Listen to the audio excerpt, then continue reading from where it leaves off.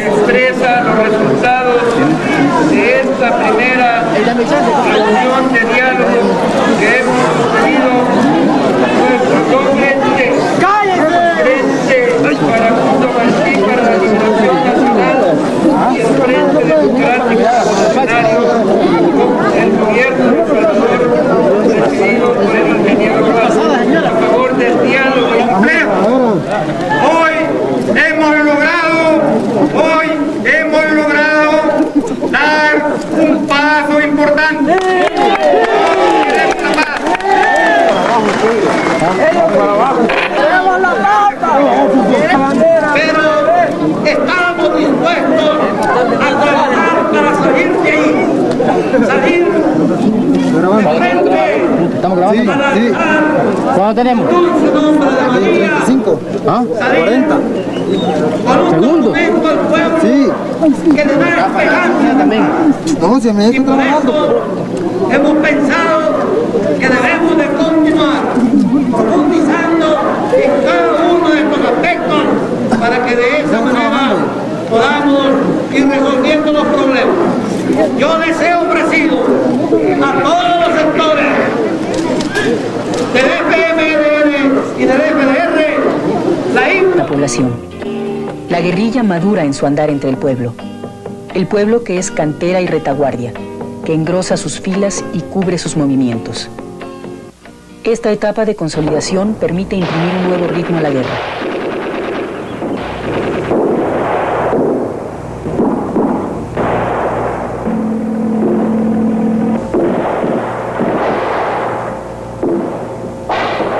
En solo unos meses son aniquiladas todas las posiciones que el ejército gubernamental mantiene en la profundidad de los territorios donde opera la guerrilla. Se ocupan decenas de cabeceras municipales, pueblos y cantones.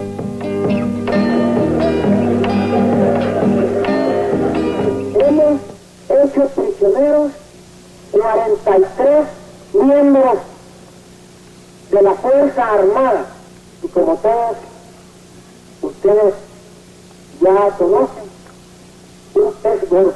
Farabundo Martí pasa a una nueva etapa. Unidades regulares del ejército revolucionario salen de las zonas de retaguardia para extender la guerra a las áreas vitales del país. Se multiplican los combates y las victorias.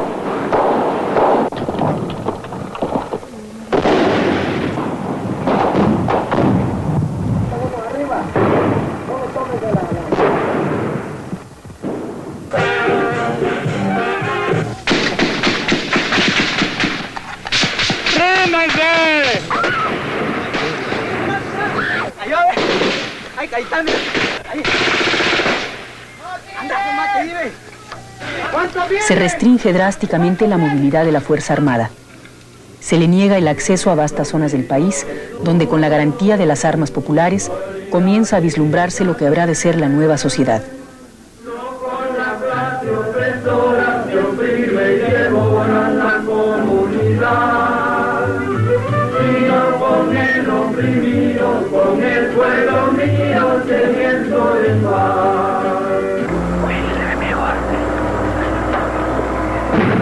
Arrecia la ofensiva.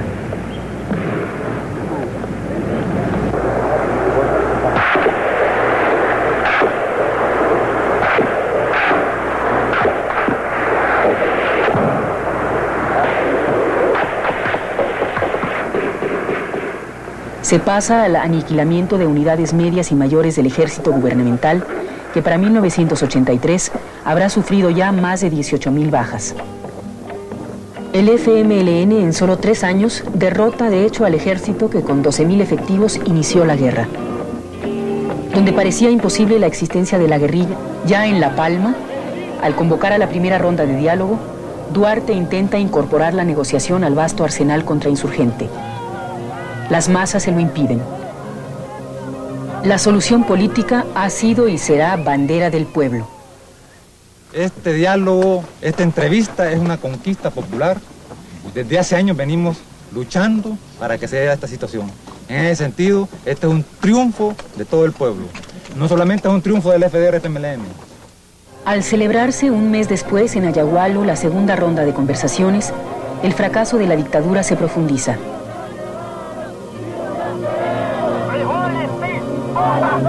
Las masas saben que su...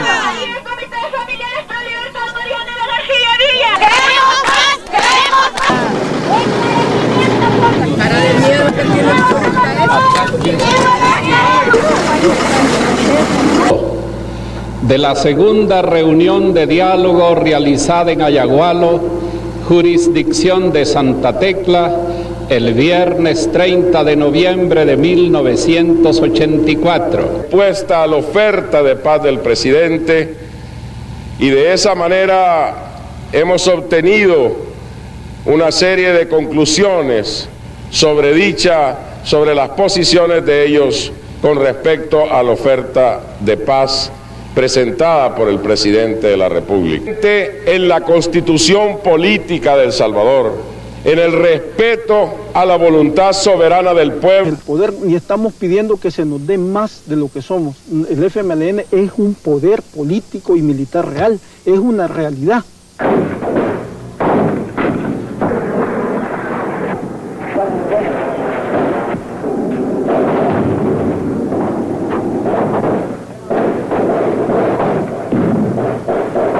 La audacia ha sido el componente esencial de la estrategia insurgente. Audacia en los planteamientos políticos y en el combate, donde se ha instrumentado uno de los más complejos y sofisticados modelos de contrainsurgencia, se produce un incontenible empuje revolucionario. Rescatar de la derrota inminente a uno de sus más elaborados proyectos se vuelve imperativo para los norteamericanos. Las victorias del FMLN desarticulan toda su estrategia regional. El propio secretario de Defensa, Caspar Weinberger, supervisa el involucramiento cada vez más directo y decisivo de la administración. Todo el prestigio político y más de $3.000 millones serán invertidos para salvar a Duarte y a su ejército. Reconstruir la capacidad combativa del ejército gubernamental es el primer objetivo. Militares estadounidenses deben comprometerse directamente con el adiestramiento de la tropa y la conducción de las acciones. Sobre esta injerencia creciente de los norteamericanos, sobre el flujo constante y millonario de la ayuda, habrá de descansar la moral de soldados y oficiales. Nada pecho. Blanco. Saque anillo. Punta su mano a su blanco. Tíralo. En torno a El Salvador se cierra un cerco estratégico. En Honduras, considerada la única retaguardia viable para la guerrilla, la administración Reagan monta un formidable aparato militar. Tropas, tecnología adecuada para la contrainsurgencia, bases aéreas, centros de inteligencia, son puestas en función de la agresión a Nicaragua y del cerco al FMLN. Por tierra, mar y aire, naves y efectivos de la Armada norteamericana establecen un patrullaje continuo para cortar vías de abastecimiento y comunicación. Al cerco impuesto por los norteamericanos se suman las condiciones del país. Todo favorece la escalada.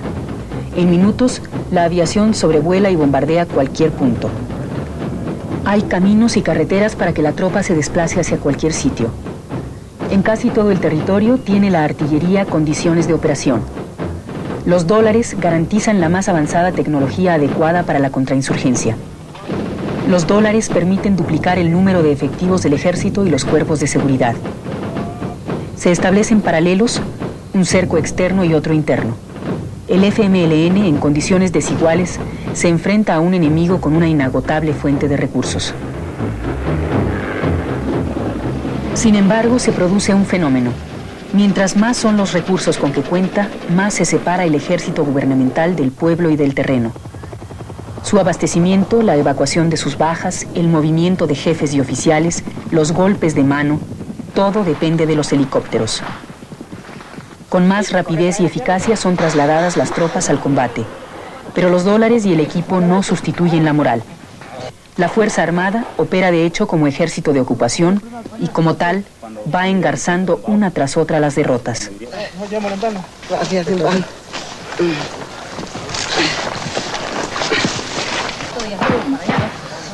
Mira, poneme una venda, vos.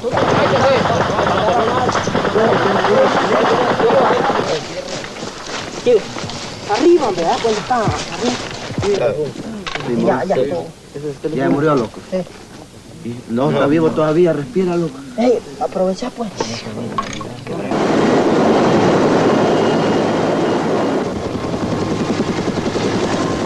Un ejército de pobres, sin retaguardia, cuyo abastecimiento depende del pueblo, cuyas armas son casi todas ellas recuperadas a su enemigo, derrota a un ejército que recibe más de $1 millón al día. Le causa en 8 años de guerra más de 30.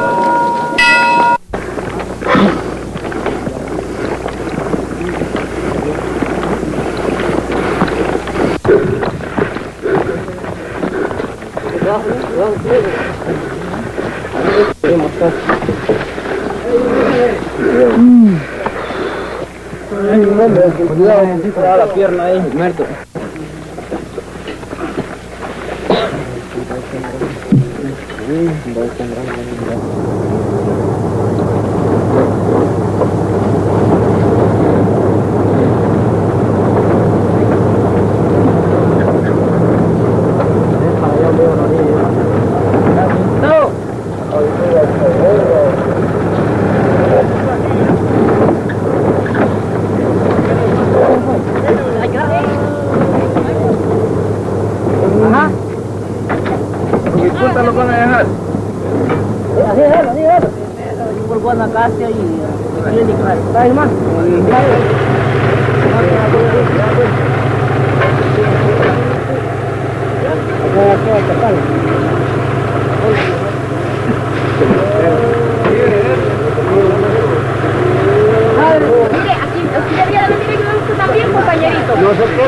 Vaya compas aquí, otro aquí, para que allá la subida lo agarre otro.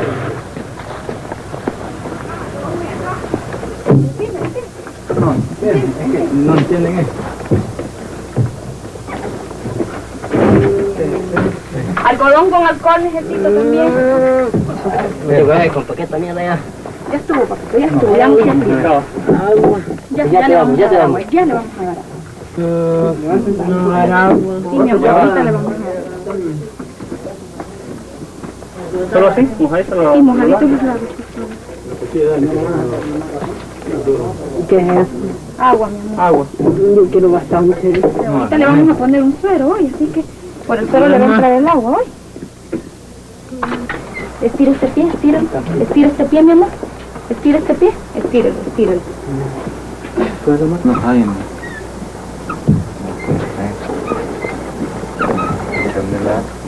¿Estás despierto, papito? Abrime los ojos, no te me durmas, por favor. Necesito un par de guantes.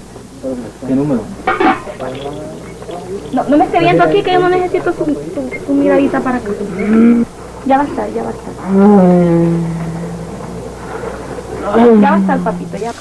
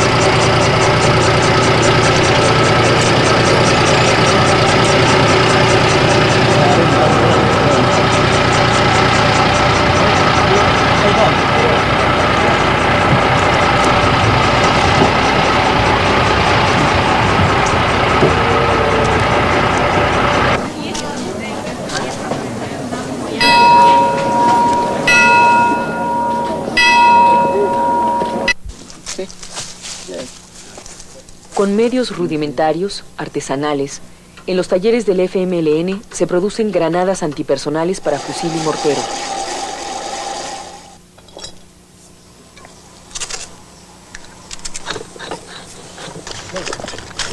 Verdadera artillería popular. Así, se aumenta el poder de fuego de la guerrilla y se crean las condiciones que han permitido atacar, tomar y destruir muchos de los más importantes cuarteles del ejército gubernamental.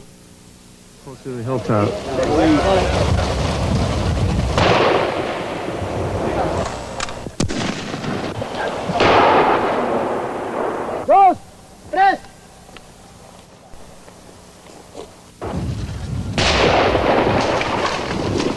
Las instalaciones de la 4ª Brigada de Infantería en el Paraíso, Chalatenango, han sido asaltadas, tomadas y destruidas en 3 ocasiones por las fuerzas del FMLN.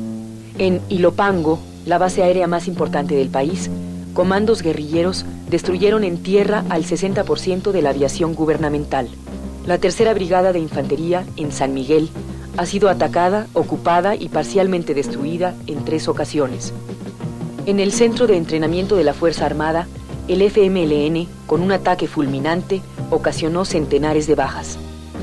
La defensa periférica de San Francisco Gotera, capital departamental de Morazán, considerada inexpugnable por sus constructores norteamericanos, fue aniquilada.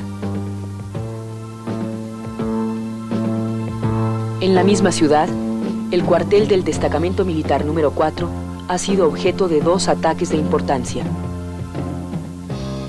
Las instalaciones de la 6ª Brigada en pleno centro de la ciudad de Usulután fueron infiltradas y parcialmente destruidas en el marco de una vasta maniobra regional ejecutada por milicias y nuevas unidades.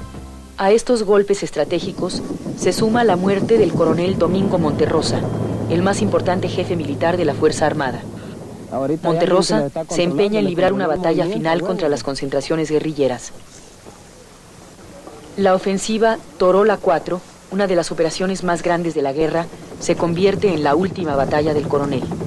En una operación antiaérea especial, son aniquilados el propio Monterrosa y otros 3 destacados jefes militares.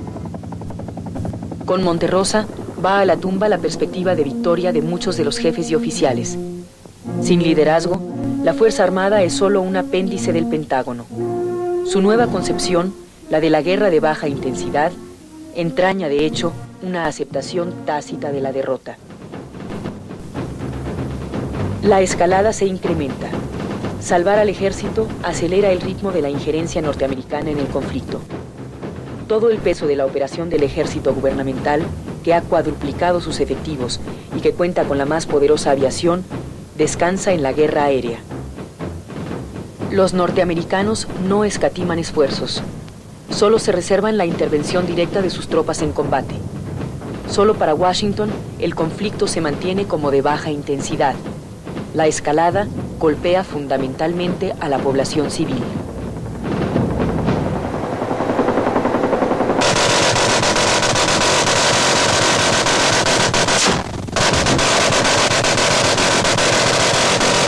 Creemos nosotros con toda certeza de que este tipo de conflicto en que estamos viviendo es necesario estar de la mano de la población civil y hacemos todo el esfuerzo posible por llevarles a ellos el mensaje de paz.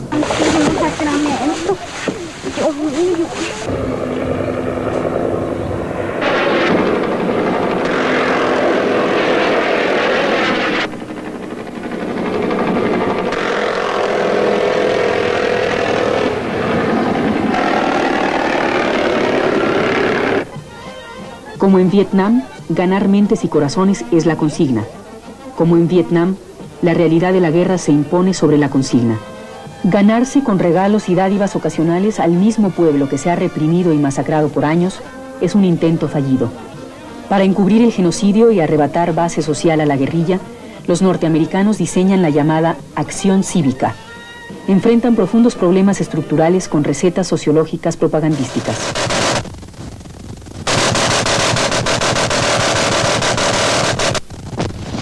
Es una voluntad de guerra la que hay en el alto mando.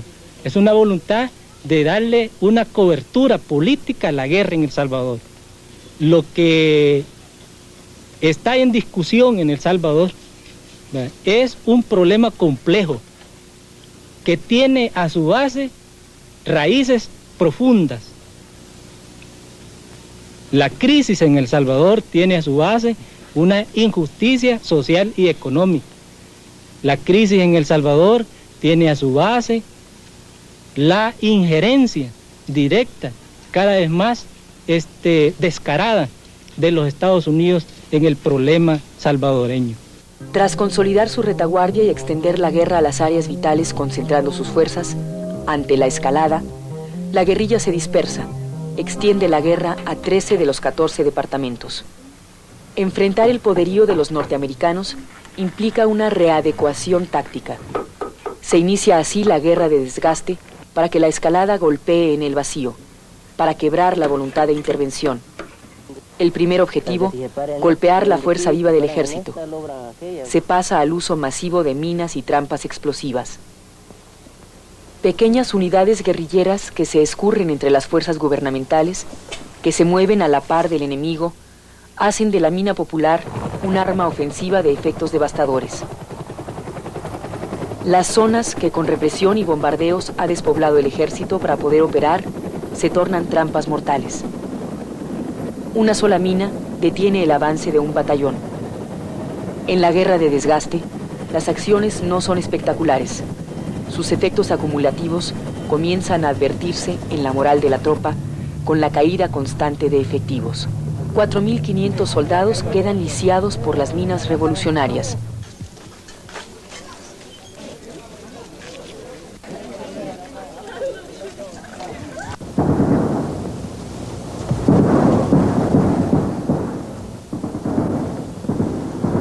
Cada movimiento del ejército gubernamental es una oportunidad para golpearlo. No hay carretera estratégica o secundaria, sendero o trocha segura para convoys o patrullas. 2 o 3 combatientes en acciones fulminantes emboscan a la tropa, le causan 1 o 2 bajas y se retiran.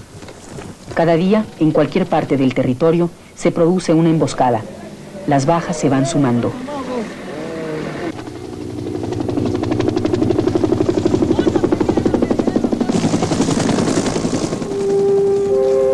Con el sabotaje, otro componente esencial de la guerra de desgaste, los millones de dólares invertidos para salvar a Duarte caen en el vacío. La guerrilla sabotea puentes estratégicos y otras vías de comunicación. Destruye beneficios cafetaleros, propiedad de la oligarquía y plantas procesadoras del algodón. Se veta así el proyecto de modernización capitalista que los norteamericanos pretenden imponer paralelo a la dictadura de nuevo tipo. 2 de las más importantes centrales hidroeléctricas del país son atacadas y semidestruidas en 2 ocasiones.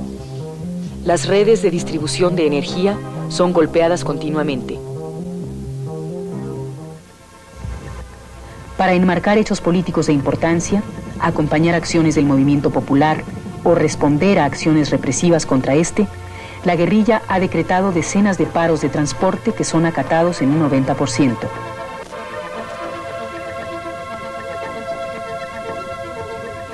Paralizar al país constituye una muestra de capacidad militar.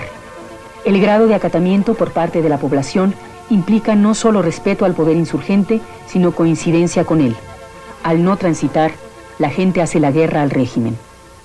Es cierto que después de años de guerra puede haber, pues, y hay el deseo de que termine. Pero por encima del deseo de que termine están los principios.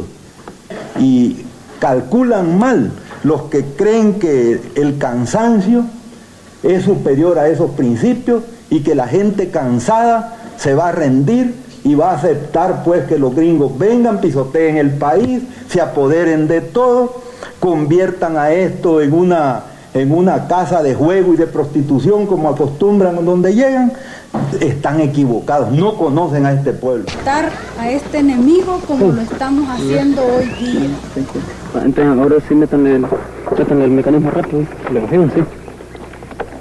Al nivel. La pieza hacia el objetivo. Dale a la derecha, rápido. Como objetivo número 1. Recto, dale.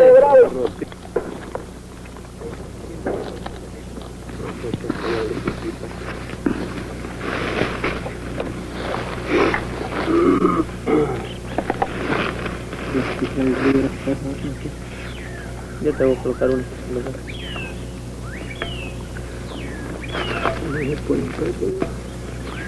Que vea dónde quedó el primer jalón y el segundo. Bueno, está lista. Bueno, bravo, entró adelante.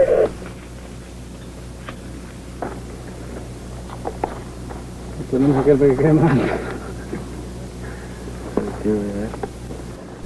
Yo te aviso ahí. Vamos a ver. 100. Aquí sería más 50 le vamos a dar. Está bien mucho, Y no revienta, ¿por qué la va a disparar?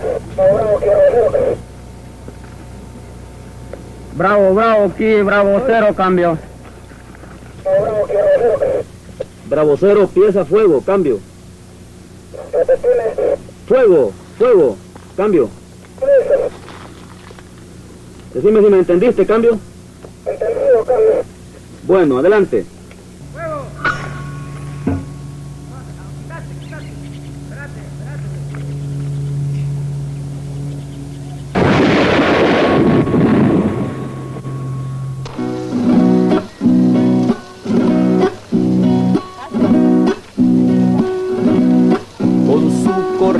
De sueños, de trabajo y de dolor, va como río crecido que su cauce desbordó.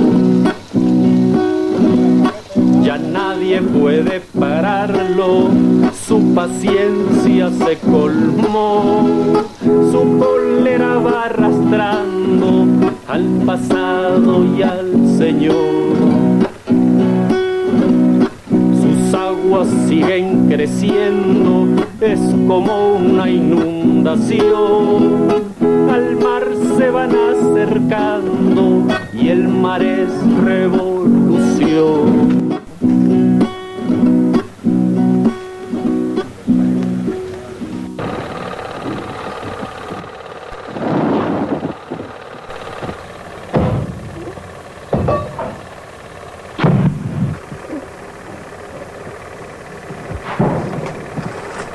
Pasen rápido. Vaya para allá.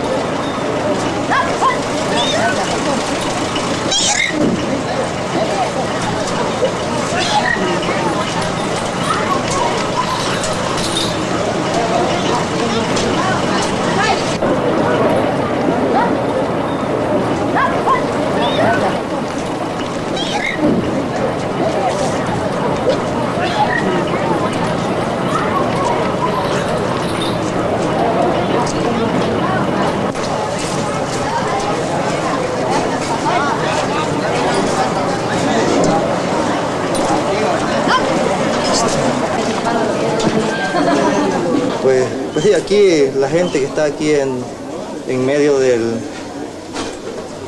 control que nosotros tenemos, se puede decir, puede estar tranquila porque se siente segura porque tenemos vigilancia alrededor aquí. Bueno, pues ahí está la prueba, están comercio y todo, está normal. Pues. No es más que, pues sí, por allá tenemos las líneas de juego y la gente tiene confianza. Ninguna intervención nos va a derrotar, ¿verdad? Lo que estamos haciendo, pues nos estamos preparando, estamos conscientes de eso, pues, ¿verdad? Que el enemigo cuando se siente derrotado, pues sí, aquí la oligarquía, aquí el Ejército Nacional se sienta derrotado, claro, tenía que buscar ayuda exterior, ¿verdad? Porque los norteamericanos aquí tienen intereses, entonces ellos tienen que defenderlo. Entonces ya nosotros ya estamos prevenidos, se puede decir, ya nos imaginamos que eso lo tenía que suceder, ¿verdad?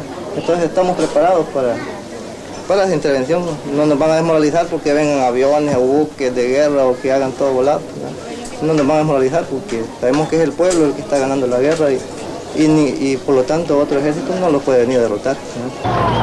La paz por la que luchamos los salvadoreños no es la paz de los cementerios, no es la paz a costa del hambre y la miseria de este pueblo. Solo 4 años después, la presión popular y la situación regional volverán a obligar al gobierno a enfrentarse en la mesa de negociación al poder insurgente. No, de verdad.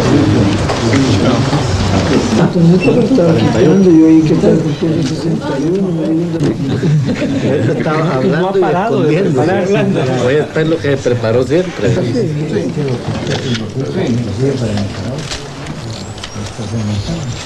En efecto, aparecen ya las delegaciones tanto del gobierno. En la Nunciatura Apostólica de San Salvador, a las 13 horas del día domingo 4 de octubre de 1987, se inició la tercera reunión de diálogo entre el presidente de la República de El Salvador y su delegación, y la delegación de los frentes FDR y FMLN, para discutir en el marco de Esquipulas II el camino hacia una solución de paz al conflicto salvadoreño.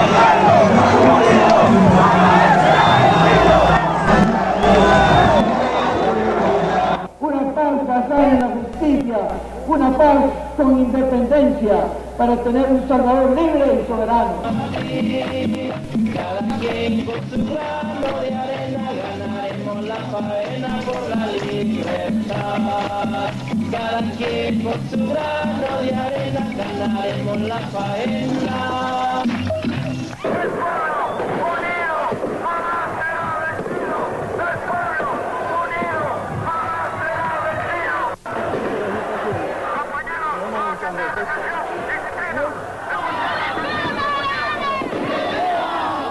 Nuestra presencia no es más que el reconocimiento de que somos fuerza beligerante, sin la cual no es posible decidir los destinos de nuestra patria.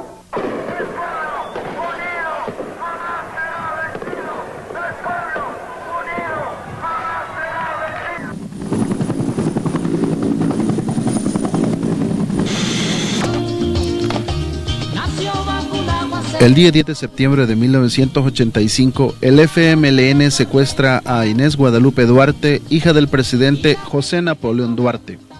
El día 24 de octubre de 1985, la hija del presidente y 20 alcaldes secuestrados son liberados por el FMLN, a cambio de 22 comandantes, entre ellos Nidia Díaz y Julio Santiago Talavera, además de 100 guerrilleros lisiados que viajan a Cuba.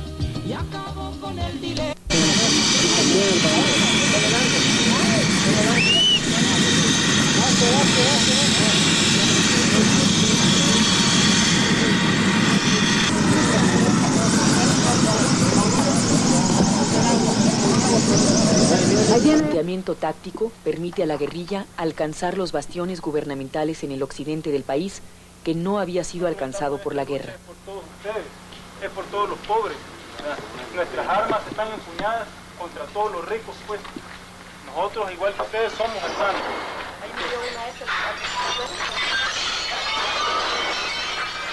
Esta finca pertenece a los realados dueños. Entonces, esta gente es un archimillonario explotador. El hecho de quemar esta finca es por el motivo de que, bueno, el señor de aquí no les paga lo que realmente es.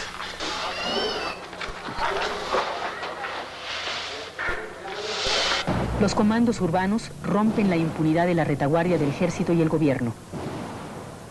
Fue una emboscada urbana, un vehículo de la Policía Nacional. Quienes han masacrado a la población rural no deben gozar de zonas libres de guerra. Las operaciones en los centros urbanos, imposibles sin una vasta red de apoyo popular, se multiplican. Comienzan a alcanzar a quienes financian y conducen la guerra. Los militares norteamericanos sufren sus primeras bajas.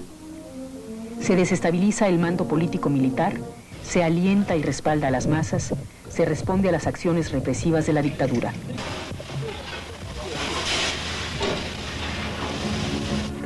Combatiendo a la aviación en tierra, o bien con rudimentarios pero efectivos dispositivos, se ha logrado destruir a lo largo de la guerra más de 60 medios aéreos. El proceso de acumulación de fuerzas al cabo de 4 años de guerra de desgaste hace necesario pasar a una nueva etapa que acompañe de manera más contundente el accionar de las masas. Neutralizar la aviación es el primer reto.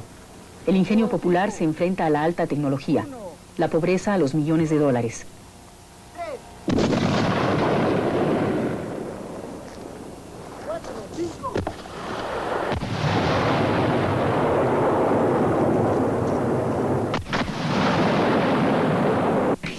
La guerra se ha hecho de todo el pueblo. Los fusiles abrieron el espacio a las masas. Hoy acompañan, refuerzan, garantizan sus acciones.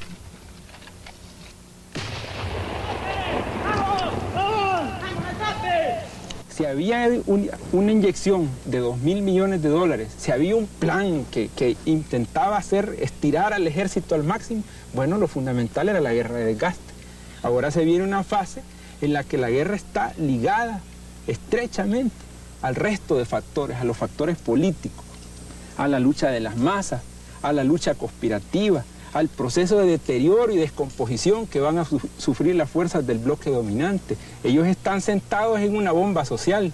Nosotros hacemos la siguiente figura.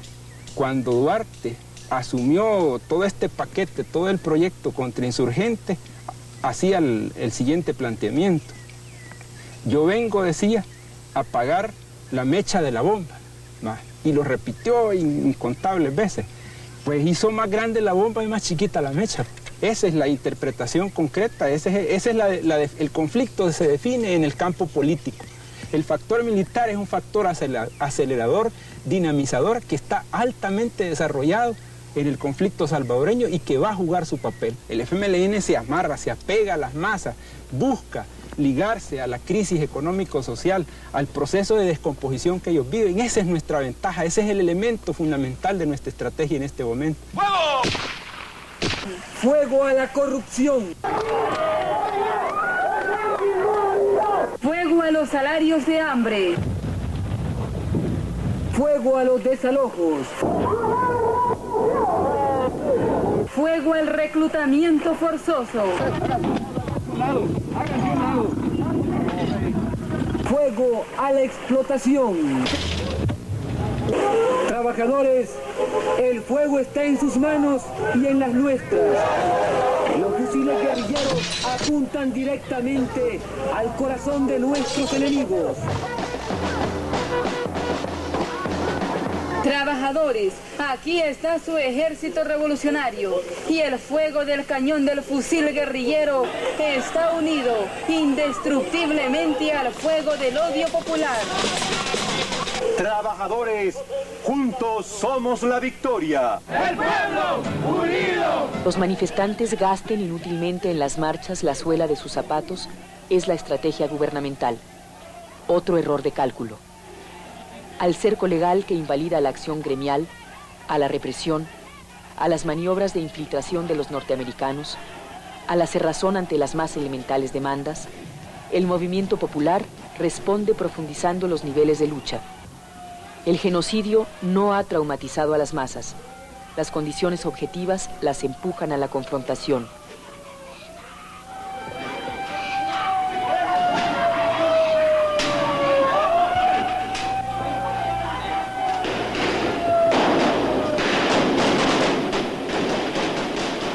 Se producen los primeros choques y el pueblo responde con una ola creciente de movilizaciones.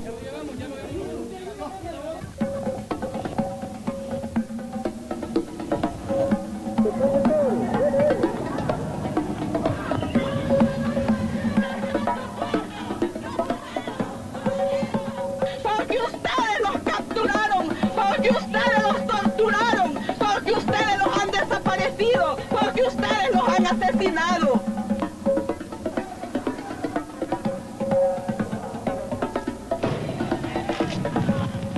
La democracia cristiana busca una nueva cobertura para actuar contra el movimiento popular.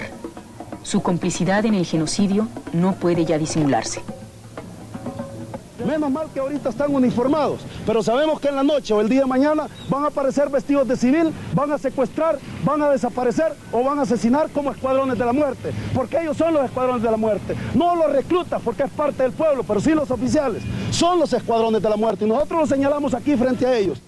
Quieren un muerto en la calle, porque eso les genera el elemento aglutinador para la movilización agresiva de las masas. Y esta es precisamente el fundamento por la cual usted se ha dado cuenta de que nuestra estrategia es todo lo contrario. En efecto, la estrategia contrainsurgente prevé en una primera etapa no reprimir abiertamente las manifestaciones populares. A cambio de eso, 5 cadáveres al día aparecen en el territorio nacional. Son asesinados dirigentes campesinos y sindicalistas, estudiantes y líderes de comunidades marginales. Se culpa a los escuadrones de la muerte, pero ya nadie duda de la voluntad y la complacencia de la democracia cristiana con la masacre. Nuestra voz no la van a callar nunca, porque es la voz del pueblo. Los sindicatos, los gremios, todo es una forma de expresión del pueblo y eso no lo van a callar nunca. Pocos días después de estas declaraciones, Herbert Anaya es asesinado. La represión no va a callar ese descontento, ni tampoco la represión resuelve los problemas económicos sociales del pueblo. Su muerte hace que la cólera popular se desborde. Las masas han dejado de temer a los cuerpos de seguridad. La ciudad vuelve a vivir la efervescencia revolucionaria.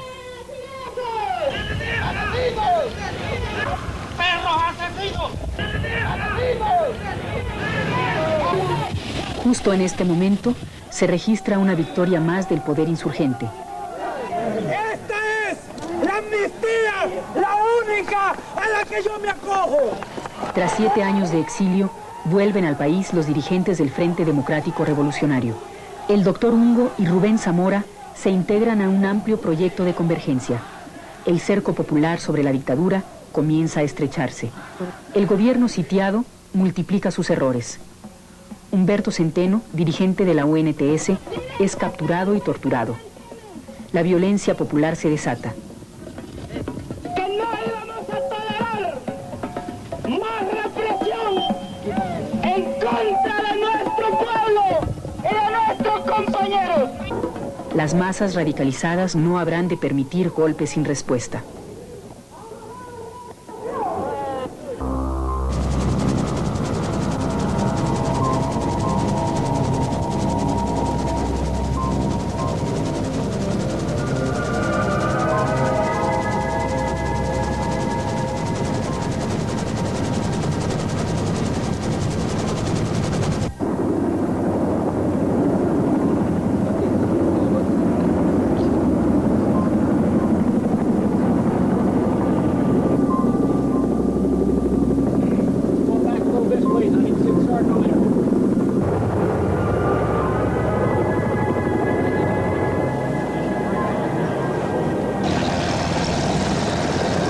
Por cada acción que el gobierno haga en contra del pueblo, así tendrá su respuesta violenta de parte del pueblo.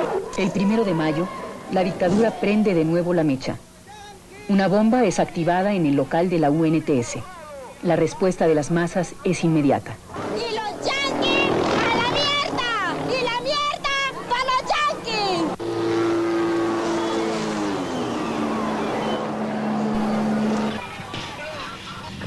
El cambio obedece a la represión que cada día más incrementa el régimen de Napoleón Duarte. Ante el movimiento popular se abren nuevas perspectivas. Indudablemente que las causas que han motivado el surgimiento masivo de todo un movimiento insurgente persisten y se han agravado mucho más. Los niveles de miseria en el país han llegado a niveles extremos. El mismo régimen tiene que aceptar que hay un retroceso casi de 30 años. Eso no se debe sino a la persistencia de un esquema que no le da solución a las necesidades más imperativas de la población. La acción combativa de las masas pone a la dictadura contra la pared. Incapaz de mantener la máscara, disuelve violentamente una manifestación que protesta por la captura de dirigentes sindicales. La situación exige el paso a niveles superiores de organización y lucha. Este estado de violencia institucionalizada vuelve legítima y necesaria la acción combativa del pueblo. Solo el pueblo lucha por el pueblo. Solo el pueblo puede garantizar la conquista y defensa de los logros del pueblo trabajador. Estamos convencidos de que este es el momento de coronar una obra de siglos. ¡Revolución Popular Nacional! Apenas surgido, el movimiento PAN, Tierra, Trabajo y Libertad libra su primera batalla. Se establece un férreo cerco militar en la ciudad. La gente marcha de todas maneras. Estamos cansados de tanta masacre, tanta represión.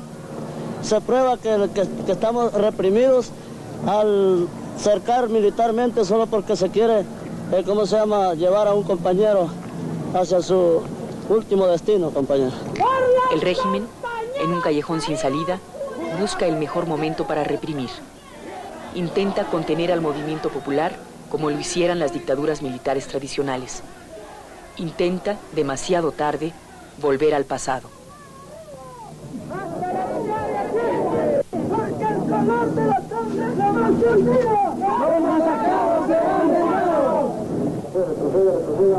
Que a pesar de toda la ayuda que han recibido de los norteamericanos, de todos los millones de los medios de guerra, ellos están ya pensando en que van a perder el poder.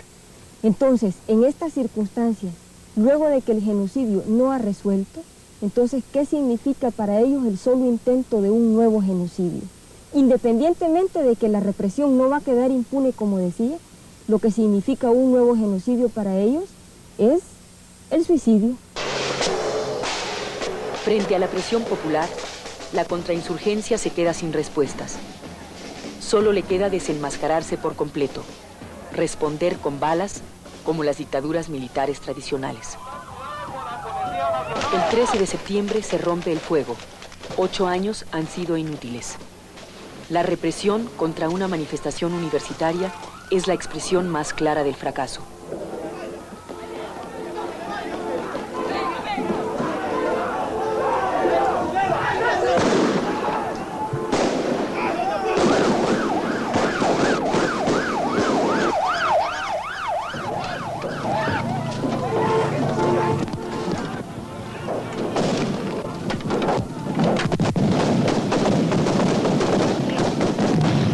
Golpes, a las capturas masivas, el pueblo responderá con organización y lucha, el único camino que le han dejado. ¡Ustedes, guardistas, son los terroristas!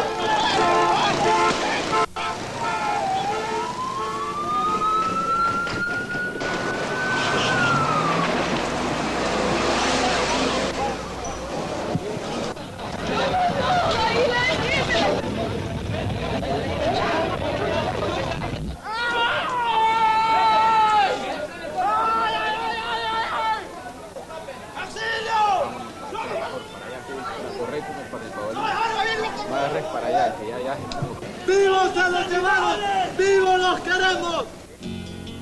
Las tropas especiales, entrenadas, equipadas, armadas por los norteamericanos, tienen ante sí un nuevo frente de guerra, las calles de la ciudad. La oligarquía vuelve por sus fueros, intenta desplazar a la democracia cristiana y ocupar su lugar como componente político del proyecto. Las elecciones, que han sido el arma esgrimida por los norteamericanos para intentar legitimar a la dictadura de nuevo tipo, se vuelven ahora contra ellos mismos. La política regional de Washington se torna vacilante. Esquipulas II representa un duro golpe a su estrategia de guerra en Centroamérica. Desenmascara a los componentes políticos del plan y desarticula los esfuerzos militares. Sumido en una crisis, obligan a los norteamericanos a volver a echar mano de un cadáver viviente. Intentan, además, exhibiendo a Duarte destruido por la enfermedad, presentarlo como un mártir y despertar la compasión del pueblo al que este hombre ha masacrado, robado y traicionado. Al borde de la tumba, Duarte continúa sirviendo como fachada de un proyecto que, como él mismo, agoniza. La búsqueda de la paz, un esfuerzo permanente.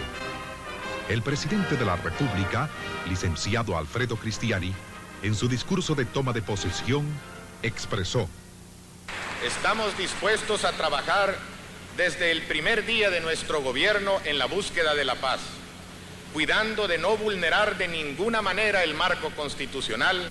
Y propuso analizar los mecanismos prácticos que puedan ser los más factibles para impulsar un diálogo permanente, serio y reservado entre el sector democrático y el FMLN.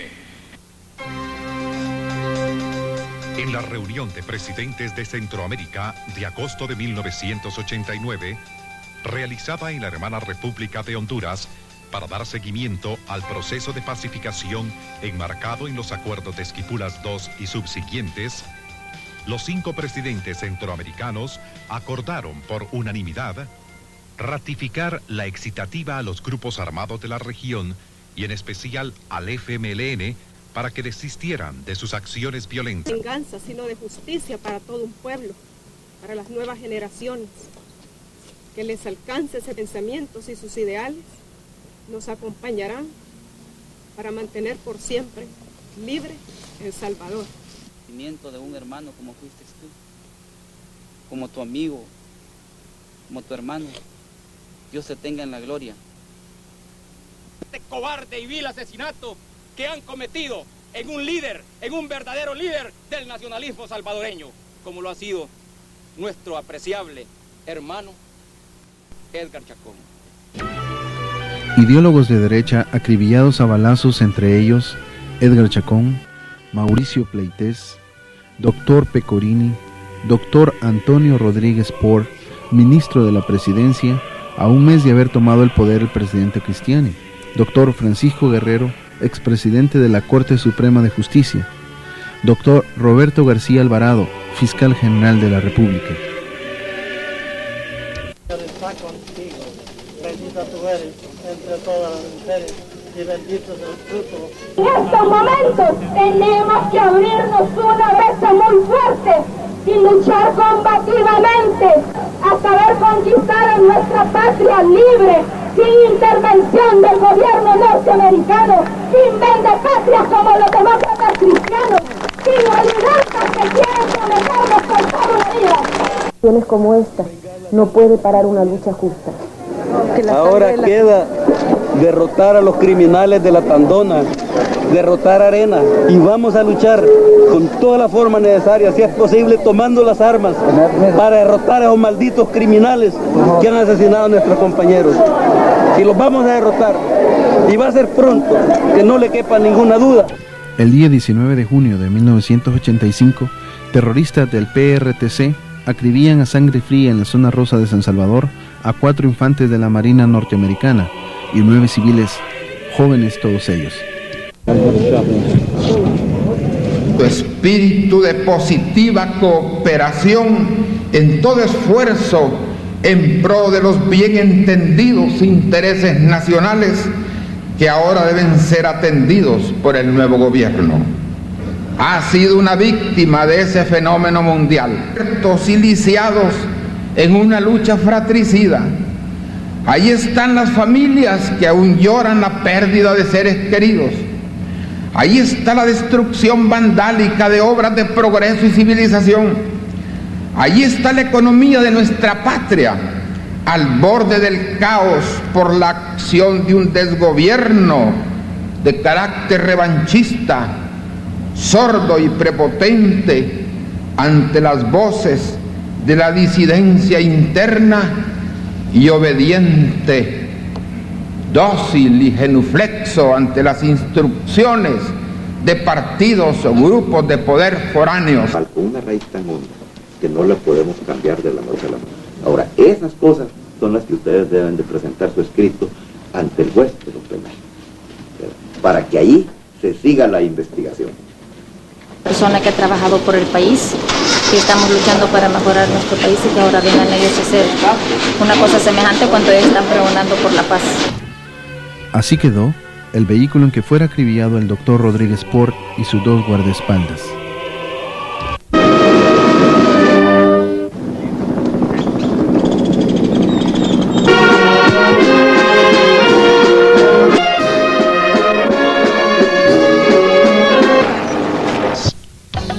En el mes de septiembre de 1989, siguiendo el propósito de los 5 presidentes centroamericanos de implementar el esquema de pacificación en el marco de Esquipulas II, el gobierno de El Salvador integra una comisión de diálogo.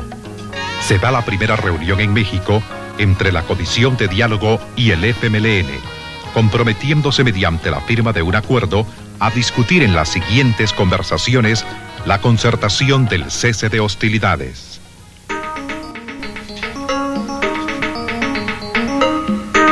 A mediados de octubre de 1989, se realizó en Costa Rica la segunda reunión entre ambas delegaciones.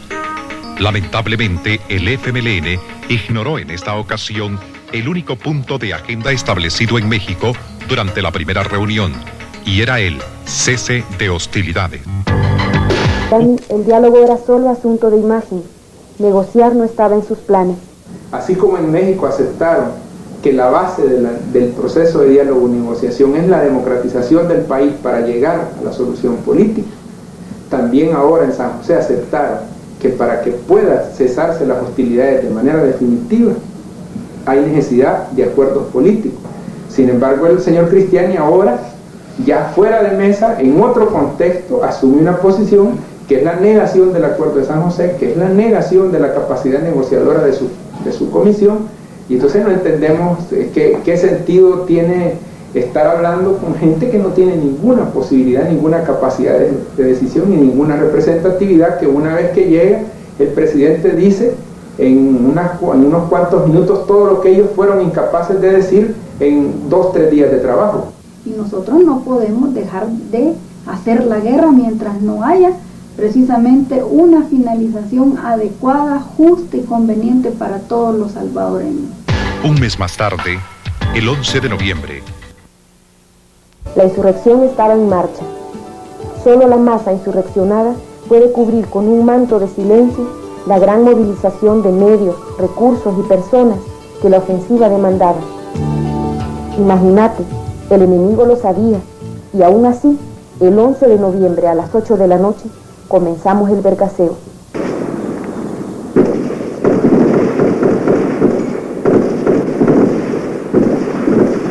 Por la masacre de los compañeros de FENASA, decimos aquí presentes, el FMLN va a luchar hasta la victoria final, junto con sus masas combativas, el pueblo, trabajador y campesino.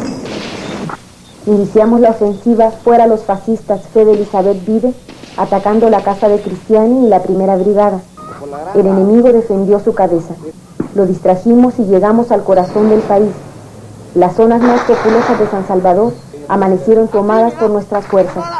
Cercamos al enemigo.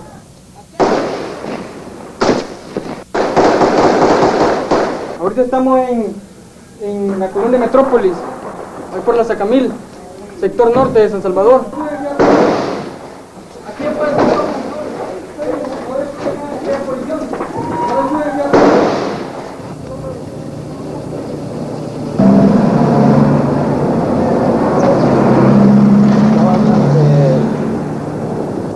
no se puede controlar todavía, pero ya están ubicados en un solo lugar. Aproximadamente 2 días, vamos a cumplir 2 días de mantenernos en las posiciones. El ejército no ha podido quitarnos ni tan solo a uno, por el contrario, nosotros hemos recuperado posiciones, nos mantenemos firmes, nuestra gente está con la moral en alto, mantenemos las posiciones. Le hemos destruido dos tanquetas. Nosotros hemos tomado algunas medidas, como es abrir unos supermercados y unas farmacias y comenzar a organizar el abastecimiento de toda la población. Si ustedes llegan a los edificios se podrán dar cuenta que la población ha podido aprovisionarse de algunas medicinas, de víveres y de otras cosas para poder mantenerse en estos momentos. Eso ha creado una actitud bastante positiva y optimista de parte de la población. El refuerzo que estamos recibiendo, lo estamos recibiendo de la población. Nosotros tenemos un plan de instrucción militar aquí con la población. Mucha gente ya nos pidió armas cortas, armas largas, se las estamos dando. Ese es el refuerzo que tenemos. Se mantienen fuerzas en Soyapango, en Ciudad Delgado, en Mexicanos, en Ayutustepeque, que son los compañeros más cercanos que tenemos aquí. Estamos en este día tratando de coordinar con ellos, acercarnos. Estamos tratando con ellos de coordinar ya otro tipo de maniobras más ofensivas. La primera tarea era consolidar terreno, y eso es lo que hemos logrado.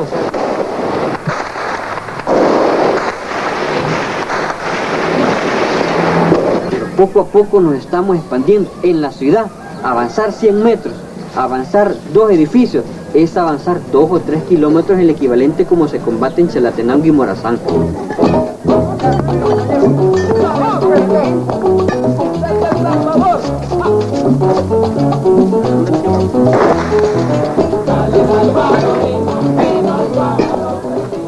Tenemos controlada la calle que une Mexicanos con Sacamil y todas las colonias que están al norte ahí. Y tenemos combate y cercado a la fuerza de la Primera Brigada y la Policía Nacional de Cuscatancingo y controlado todo el norte de Cuscatancingo y cercado al ejército, a las fuerzas que han mandado de refuerzo ahí. El apoyo de la población es excelente, es total, es absoluto en todos los lugares. Claro que las ha agarrado. La población hace barricadas, toma las armas, nos da alimentación, información, todo. Estamos haciendo barricadas para que no entre el enemigo, porque nosotros estamos conscientes y estamos muriéndonos de hambre. Y entonces este gobierno de Arena no nos resuelve los problemas. Entonces nosotros sabemos que los muchachos estos están ayudando a que haya un cambio, donde nosotros haya una justicia y que no solo sea la comida para los ricos, sino que para todos.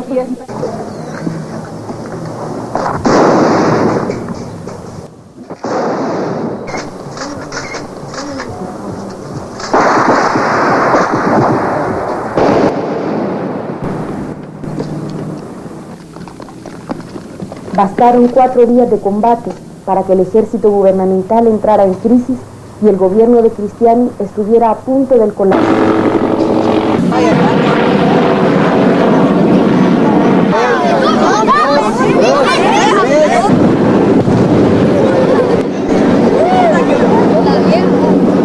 Altura, Castellón. Vamos a meternos a otra altura. ¡Apure usted, maestro!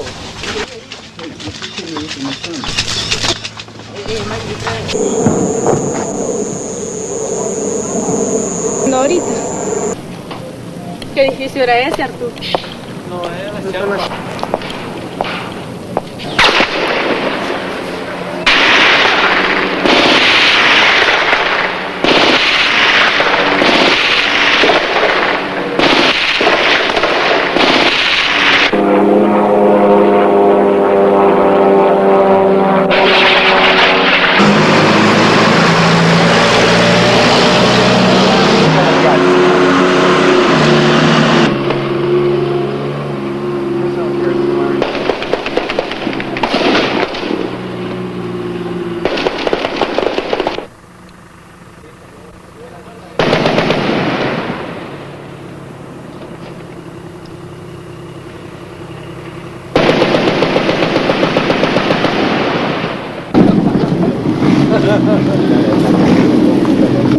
huirnos. No, no sea así, Fuerza Armada. No se dé el gran taco de decir, están huyendo en desbandada.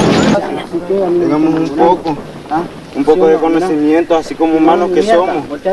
Bajo, no, ni trabajo de pañuelo. No, si a mí no me baja, yo te puedo.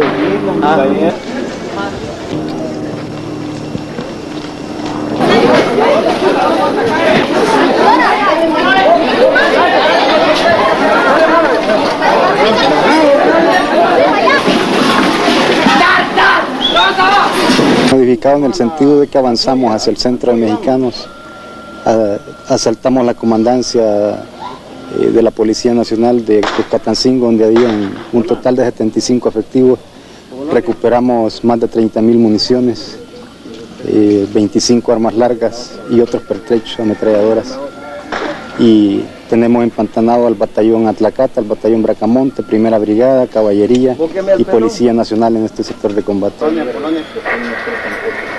Polonia.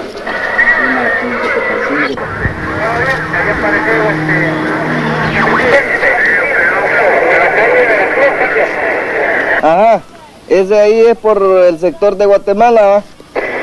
No, el sector de Polonia. Por el sector de Polonia. Mire, Polonia.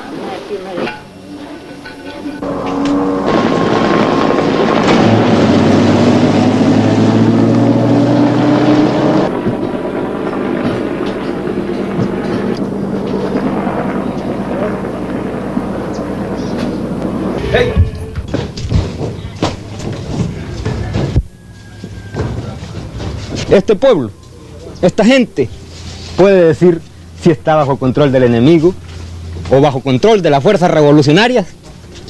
No una pequeña zona, extensa zona, y hay que ver las cosas no que estamos en la dirección única de Soyapango, sino que puede decirse lo mismo Ciudad Delgado.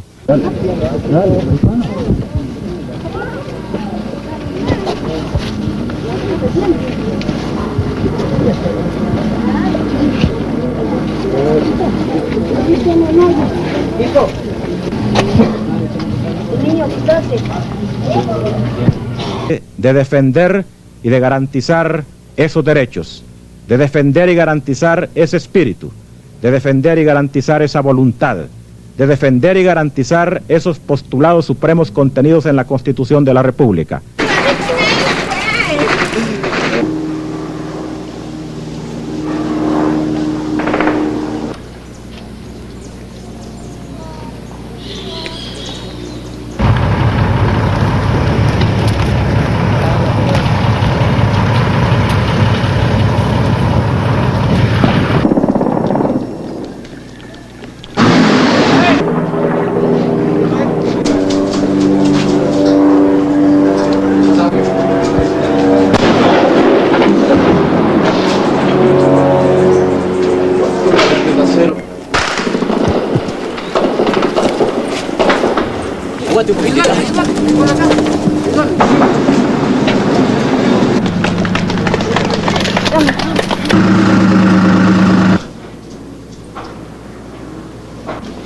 Uno pues sí.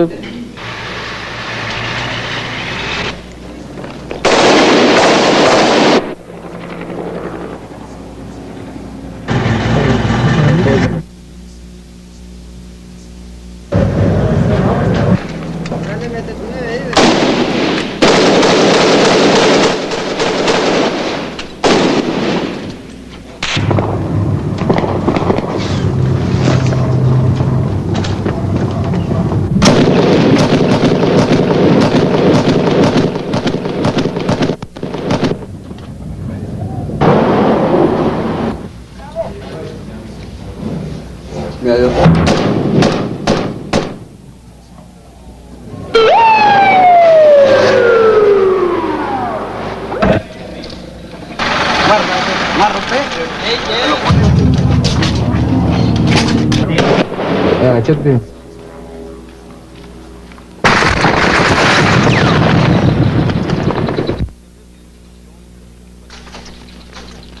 Fuerza. Arriba esa tierra.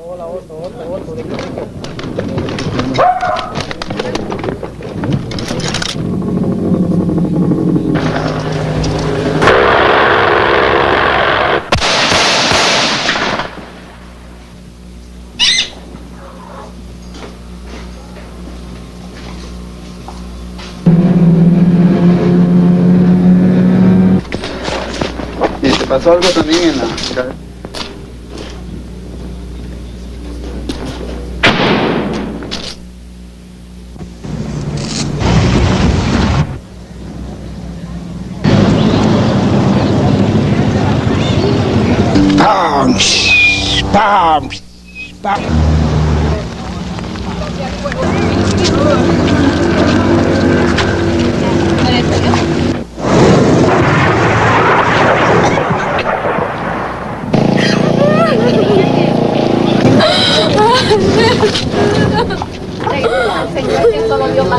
No abandone los apartamentos que estén buenos.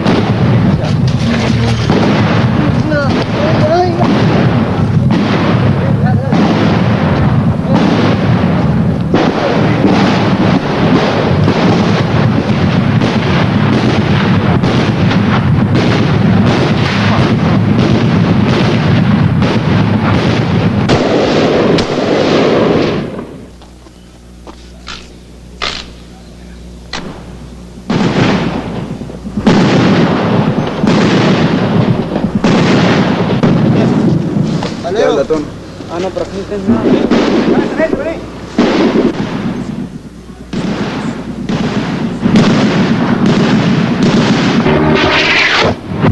Pues sí, o sea, en cierta forma. En estos momentos, de aquí lo estamos demostrando, los fusiles están en el país, están en San Salvador. Estamos atacando el cuartel principal de San Salvador.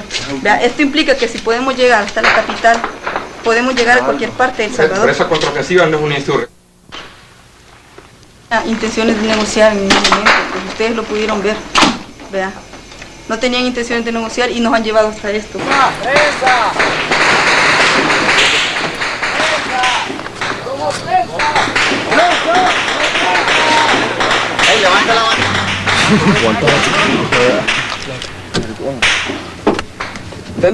Dame aquí la bandera. Griten, griten, prensa. ¡Somos prensa!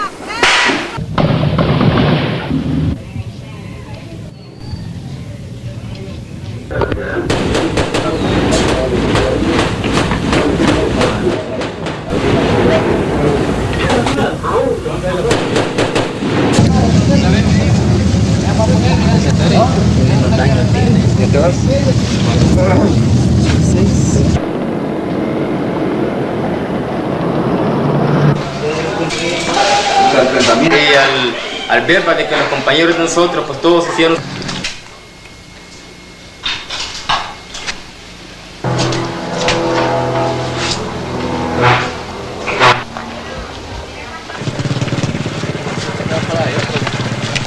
Muy corto, muy corto el hoyo. Muy corta, muy corto el hoyo. Sí, muy destrozada.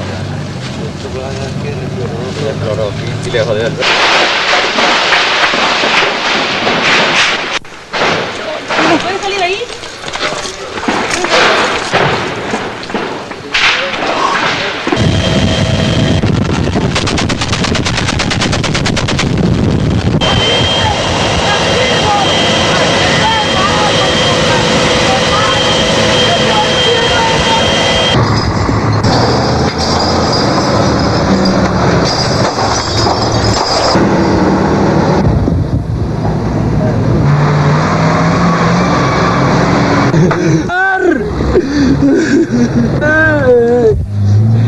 Procure calmarte. hermano. Ya va a calmar.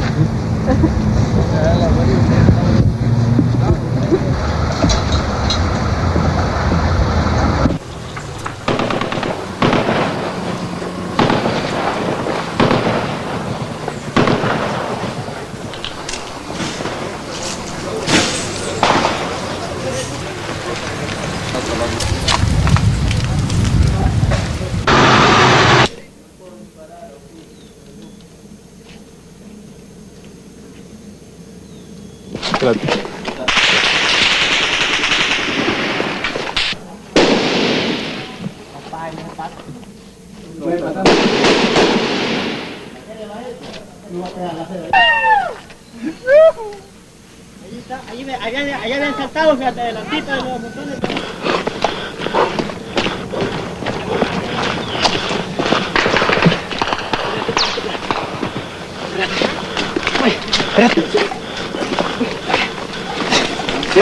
¿Quién es? Millo.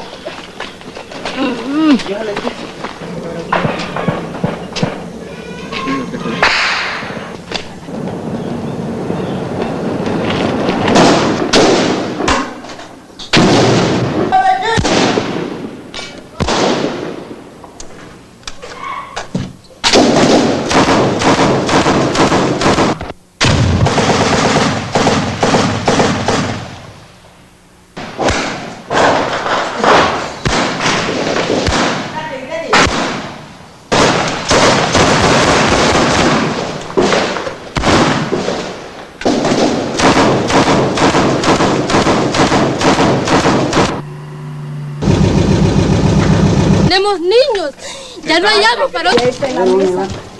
Ahí, póngale algo de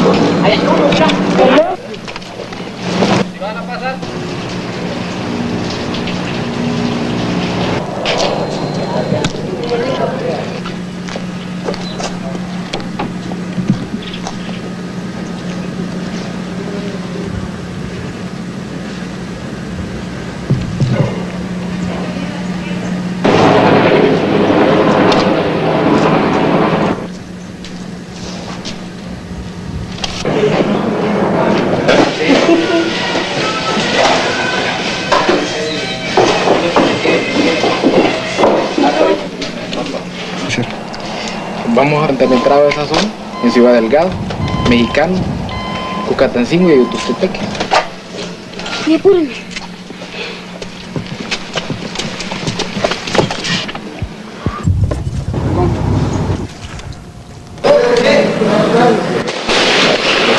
¡Apuntale, Reyes!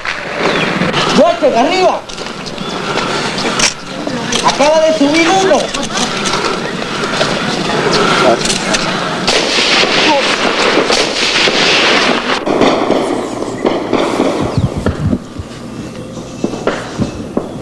Es que no venimos a meter.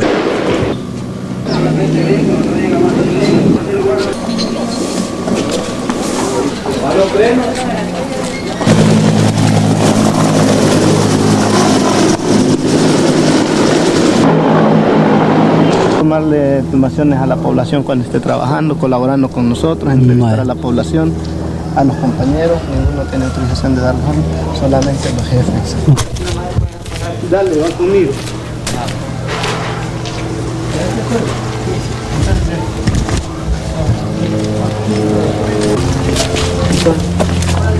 Como pueden ver, en la población pues ha estado bien, aquí no hemos tenido bajas, ni nada. Mire,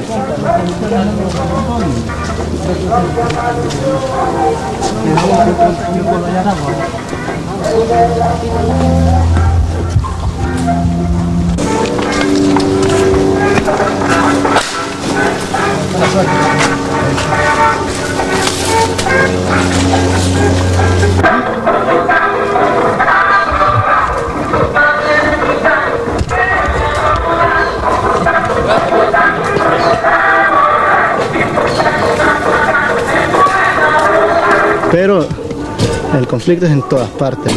Nuestras fuerzas están tanto aquí como en Chalate, como en La Unión, en Santa Ana, Aguachapán, La Libertad. En todas partes estamos combatiendo.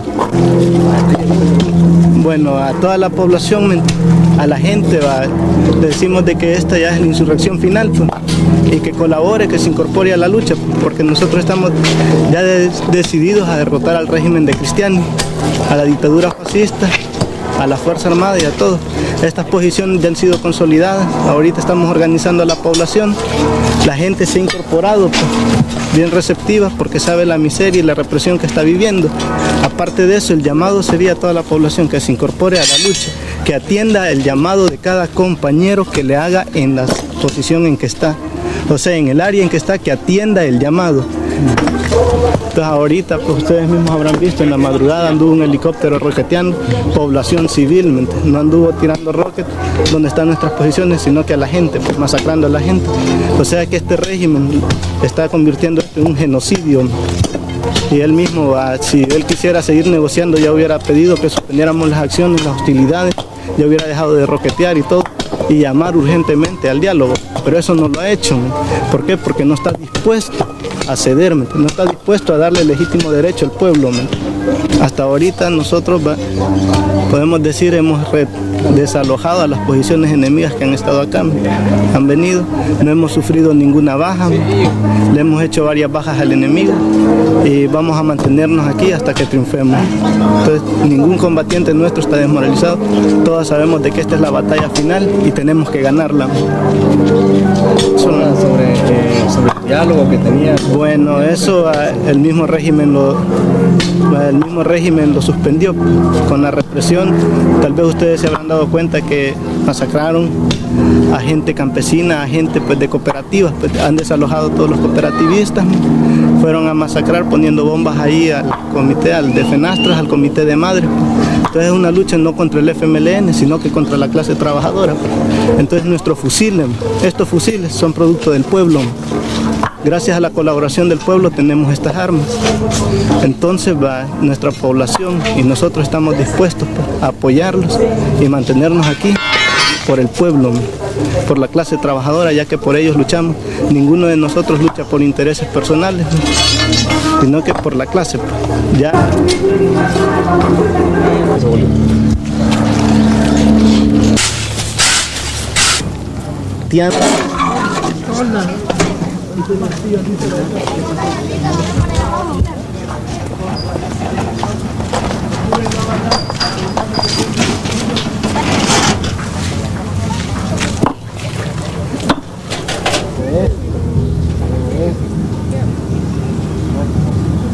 De Comalapa y 2 en San Miguel con fusilería de los compañeros del FMLN. Ya la voy a bajar.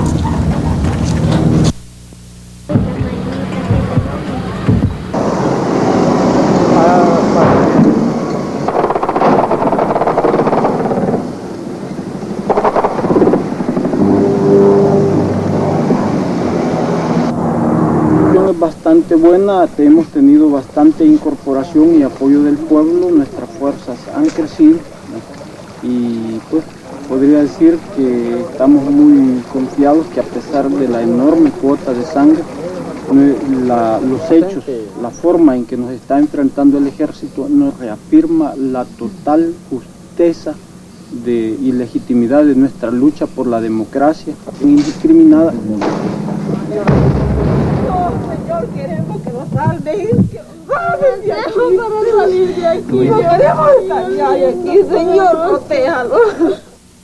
Se ha organizado hasta donde ha sido posible para nosotros de los refugios de la población civil, trabajo ingeniero, se ha dado indicaciones, se ha orientado. En cuanto a la situación militar, pues la situación allí, podríamos decir, está bastante favorable. Pensaron que estaban a salvo y la madrugada del jueves, su compromiso con los pobres los llevó a la muerte.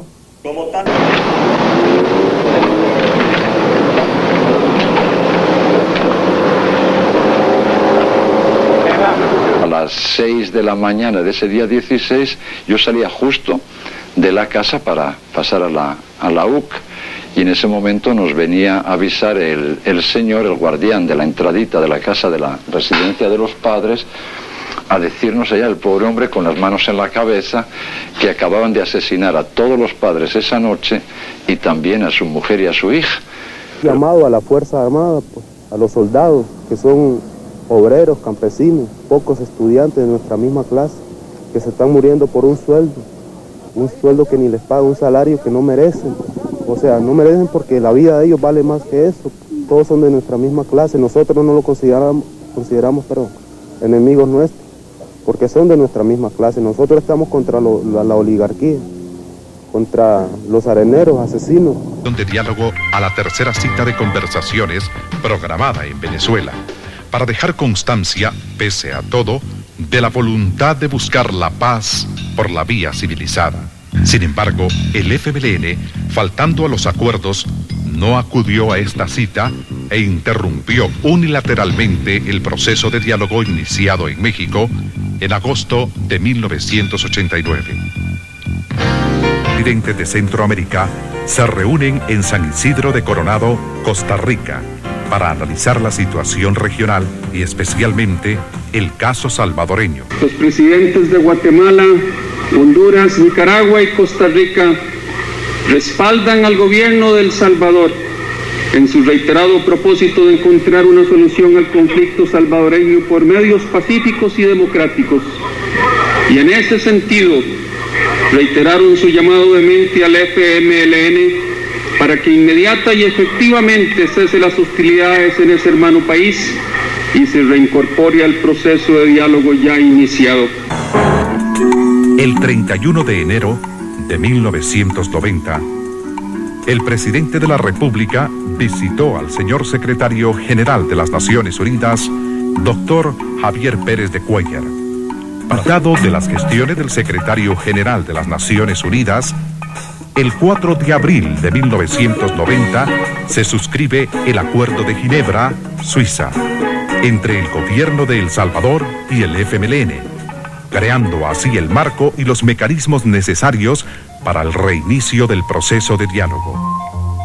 Ante un llamado del presidente Cristiani y respondiendo a la iniciativa del Acuerdo de Ginebra, se formó en mayo de 1990 la denominada Comisión Interpartidaria, en la que participan representantes de todos los partidos políticos legalmente inscritos. El secretario general de las Naciones Unidas, a través de su representante, se comenzó la discusión a fondo de los temas que contiene la agenda, y como producto de ello, en la segunda reunión de Costa Rica, el 26 de julio de 1990, se firmó un acuerdo sobre derechos humanos.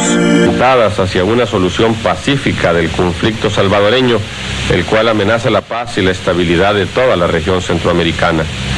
El gobierno de la República, fiel a su compromiso con el pueblo salvadoreño, continuó trabajando por la paz. Propósito enfáticamente expresado por el presidente Alfredo Cristiani al presidente de Venezuela, don Carlos Andrés Pérez, y el FMLN continuó avanzando. Durante los meses de enero, febrero y marzo de 1991, ambas delegaciones prepararon la reunión del mes de abril en México, en la cual se firmaron los acuerdos sobre reformas constitucionales. En la parte de reforma constitucional contempla 4 puntos fundamentales. Estos 4 puntos fundamentales, si analizamos los acuerdos en sí, veremos que todos tienen un fin, y es uno de los fines primordiales que quedó plasmado en el Acuerdo de Ginebra de abril del año recién pasado, que es el de consolidar nuestro proceso democrático, para que la paz traiga consigo también un proceso en que todos los salvadoreños podamos vivir en paz, en tranquilidad, pero siempre con esa libertad que la democracia nos permite, y que las instituciones, tanto de gobierno como fuera de gobierno, nos convirtamos todos en un instrumento de preservación del proceso democrático. En el mismo mes de abril, la Asamblea Legislativa aprobó las reformas constitucionales en los términos establecidos en los Acuerdos de México. Reforma constitucional dentro del marco de la Constitución. Y esto creo que debe de servir para el futuro, de que los cambios fundamentales en una sociedad no se tienen que hacer a través de la violencia, se pueden hacer a través de métodos pacíficos dentro de la legalidad y más que nada cuando priva el deseo de que el futuro de un país esté por delante y sea bueno. Internacional. En esa ocasión, el presidente de los Estados Unidos de América, George Bush, expresó: Señor presidente, pasos muy difíciles le esperan, pero el mundo entiende su esfuerzo hacia la paz y la democracia. Los Estados Unidos y la comunidad internacional apoyamos totalmente su esfuerzo hacia la paz y apoyaremos acuerdos de paz en su valiente tierra. Los dos servimos en un momento en que la libertad y la democracia se extienden por todo el mundo. Aquí en las Américas estamos construyendo algo sin precedencia en la historia humana, el primer hemisferio democrático. La rigurosa de la ley como norma impersonal y objetiva y la creciente participación de todos. El apoyo que ha prestado Uruguay siempre en todos los foros internacionales al proceso de paz que lleva el gobierno y el diálogo que lleva el gobierno de El Salvador para lograr el afianzamiento definitivo de la paz en ese país. Y somos solidarios, totalmente solidarios con el gobierno y el pueblo salvadoreño, atento a las situaciones por todas conocidas y por las que está atravesando este país, que tengo la plena seguridad de que rápidamente va a superar los inconvenientes que tiene. Mesa Internacional y el mundo entero serían testigos de un logro sin precedentes que agilizaría la consecución de un cese del enfrentamiento armado definitivo.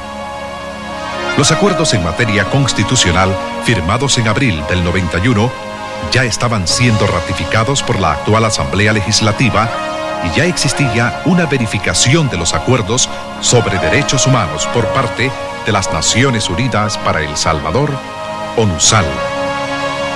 Vemos esta posición del FMLN como una señal de buena voluntad para poder llegar al cese de fuego definitivo al menor tiempo posible.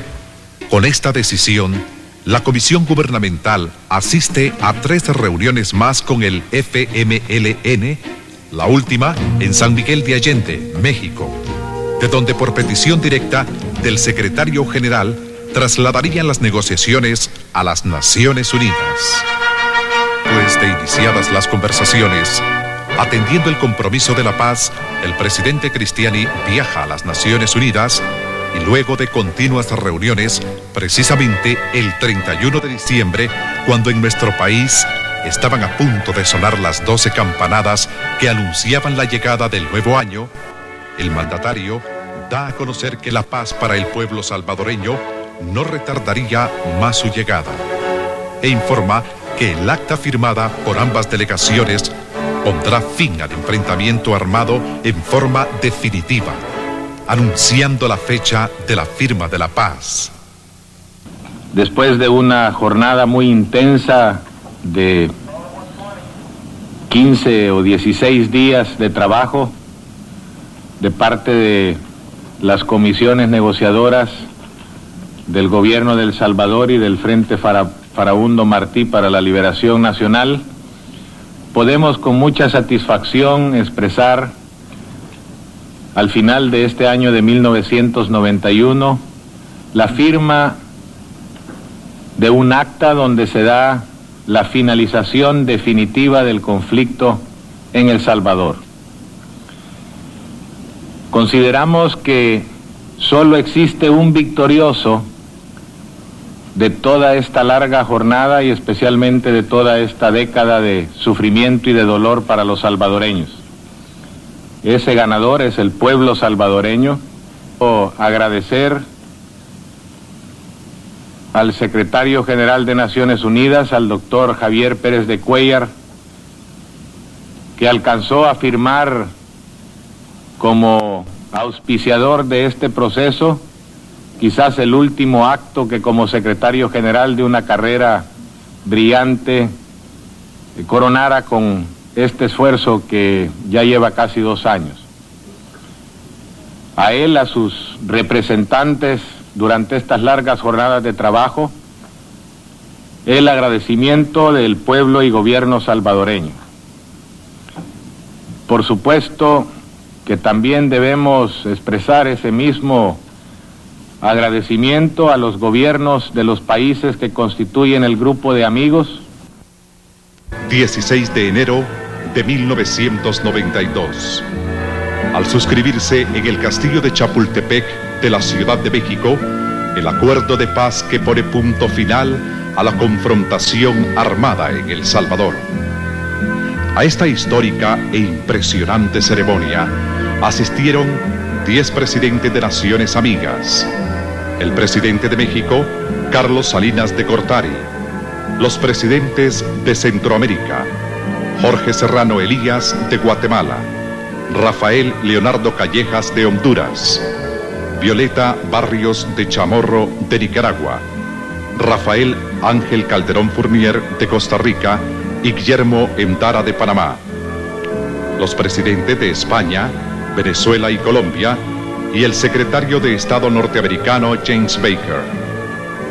También asistieron el secretario general de las Naciones Unidas, el secretario general de la Organización de Estados Americanos, representantes de la comunidad internacional, representantes de todos los sectores del pueblo salvadoreño, y sea de la firma de la paz, se inició con el discurso pronunciado por el secretario general de la ONU, quien hizo una síntesis del desarrollo del proceso hasta su culminación y, entre otras cosas, dijo: saludo al gobierno de El Salvador y de manera particular al presidente Cristiani por su cordura y su clarividencia.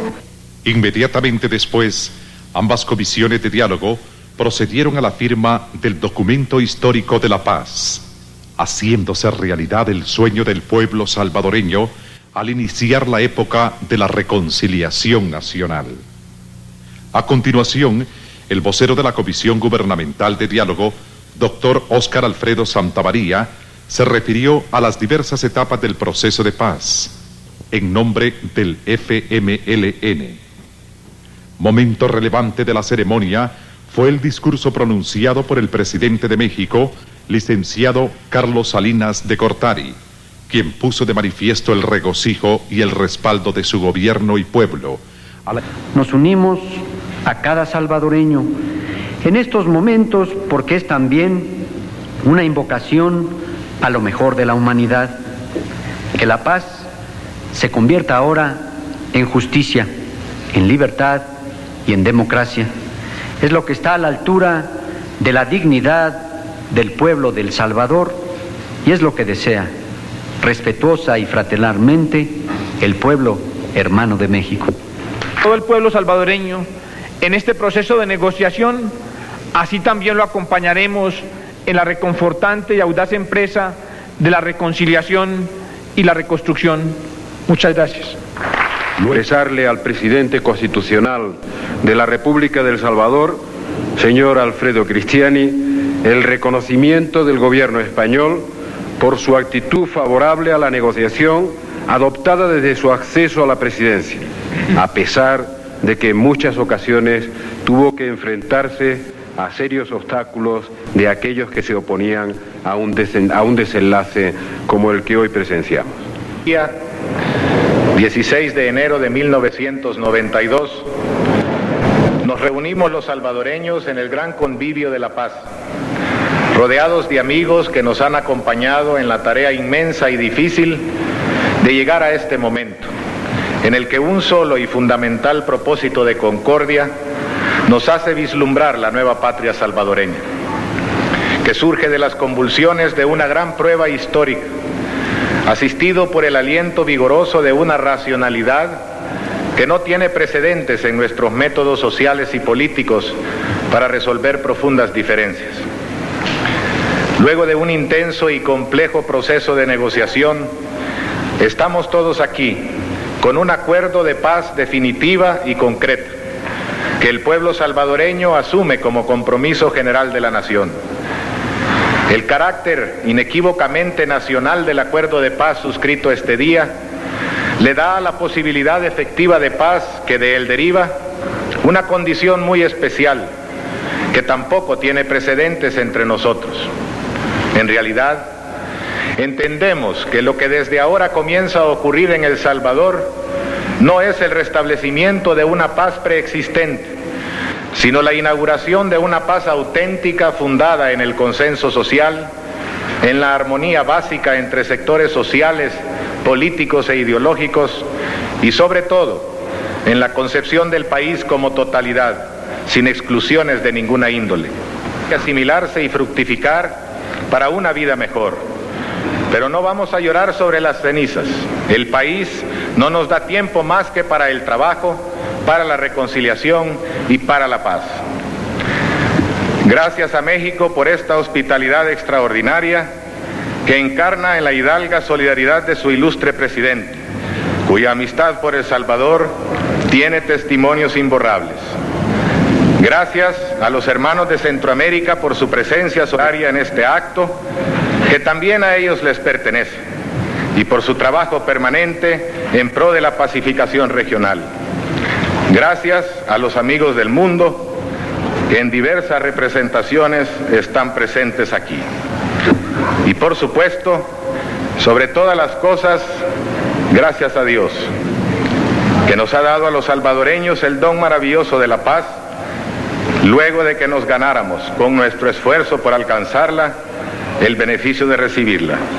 Que Dios nos bendiga a todos y que la paz sea con nosotros ahora y siempre. Muchas gracias. Licenciado Alfredo Cristiani, en un gesto espontáneo y de espíritu conciliador, extendió su mano para saludar a los representantes del FMLN, gesto que fue recibido con emoción y complacencia por las personas ahí presentes y el mundo entero. De inmediato, el presidente de El Salvador se dirigió a su esposa, doña Margarita de Cristiani, para expresarle su cariño y compartir con ella el regocijo de la familia salvadoreña por el advenimiento de la paz. De bienvenida a la paz, se inició el proceso de reconciliación y reconstrucción nacional, cuando el fervor religioso del pueblo salvadoreño se expresó en un acto. Es el pueblo quien mantuvo su fe en Dios y su anhelo de paz. El Salvador, ejemplo para el mundo de unidad y patriotismo. El Salvador, un pueblo que se decidió por construir la paz.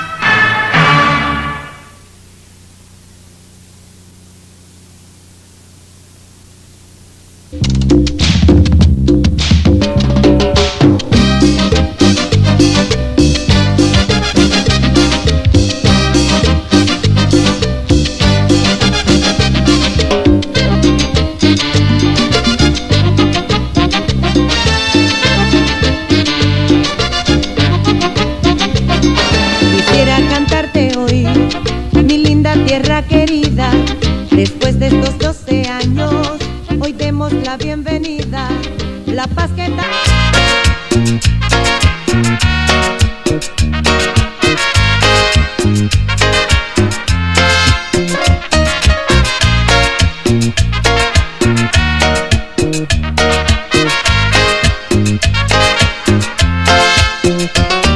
Decías que lo nuestro siempre iba a durar, lo nuestro es amor hasta la eternidad. Que nadie se entere, esto puede fallar. La ley ya nos dio a quien debemos amar, resisto aferrado a lo incondicional. Que nadie se entere, es un arma mortal. Con un golpe prohibido, destrozaste mi amor, y ahora solo me encuentro con mi secreto de amor. Con un golpe prohibido, destrozaste mi amor, y ahora solo me encuentro con mi secreto de amor. Ay, amor, y qué golpe me diste.